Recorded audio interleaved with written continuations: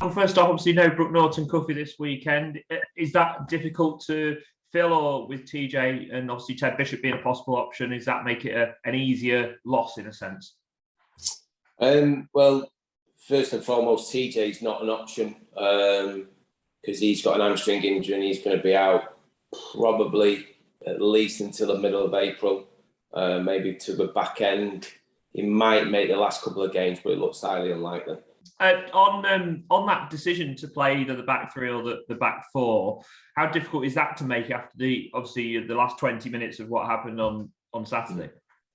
Yeah, because I mean, and it's one of them, Rob. Obviously, before the Sheffield Wednesday game, obviously the Gillingham game was a disappointment. But prior to that, we were quite happy with the performances and thought we dominated a lot of games and played well. But clearly, we had to do something just to change the mindset, the way people thought about us, the way we set up ourselves. And clearly it worked against Sheffield Wednesday. And since then, we've had a couple of decent results. We've had a couple of clean sheets.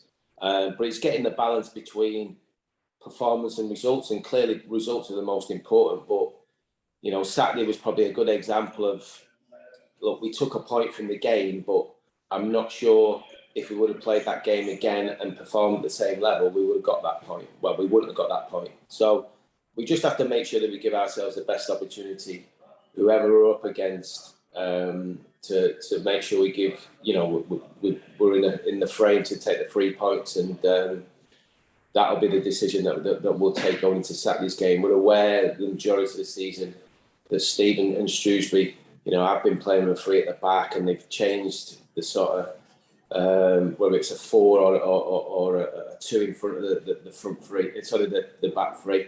They've changed that a little bit over the time. So we'll have a look at personnel, make sure we've got the right sort of amount of players fit and available to get the right balance of which way we go. Emergency goalkeeper, any update on that? Yes, other than just we are where we are at this moment in time. I think we've touched on it a few times about, there's a risk either way. Certainly don't want to bring someone in who's, like I've said, not got the experience or as good or better than Jordan. And I think we've seen from the performances from Jordan so far that he's more than capable of standing in for Josh. On Shrewsbury, obviously a side in and around you, but recent weeks have scored plenty of goals, especially with Dan Udoh. How dangerous will he be, especially as he was the one who got Shrewsbury back into it in the League Cup? Yeah, no, I think obviously he's a player that, when we were sort of cruising in that game early on in the season, 2-0 up, probably should have been 3 or 4 up with the performance, and then literally within sort of 10 minutes or so, it's 2-2, and the last 20 minutes of that game was quite difficult actually. It was end to end. So he's a player that obviously, he's got some really good attributes, very, very physical boy, athletic, got good pace. I think they've scored 8 in the last 2 games, and I know they've kept sort of 5 clean sheets in the last 6, so that they're in really, really good form. It'll be a difficult game, but it's usually a good pitch down there, so it's one that we're looking forward to. We've seen a couple more players sign pro contracts with the club from the academy setup. There's probably 7 or 8 now that have done that in recent weeks. Are they going to be the key or the core to your team next year, some of those players, or are they still a way off being regulars? If you ask me right now, I still think they're way off from being sort of regulars, but things can change in football really quickly. You've only got to see someone like Jovan McCann really, because he's a great example of, probably over the summer and certainly over this year, I didn't think it'd be possible, but he's sort of gone again in terms of his height and stature.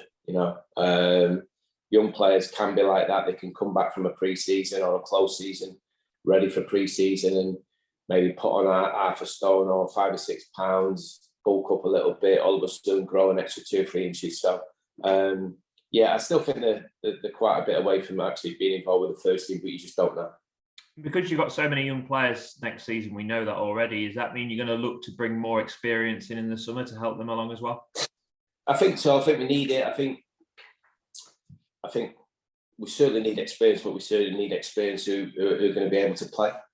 And that's going to be the key, because we have got experience in the squad, and I think we know that. But the problem we've had this season is their availability to play and get on the pitch. And so having experience in your squad, but if you can't use them, it becomes very difficult. So yeah, we've got to somehow find a group of players that can help these young players develop, get better, give them confidence, but at the same time not just do that off the pitch, make sure that they're sort of doing that on the pitch as well.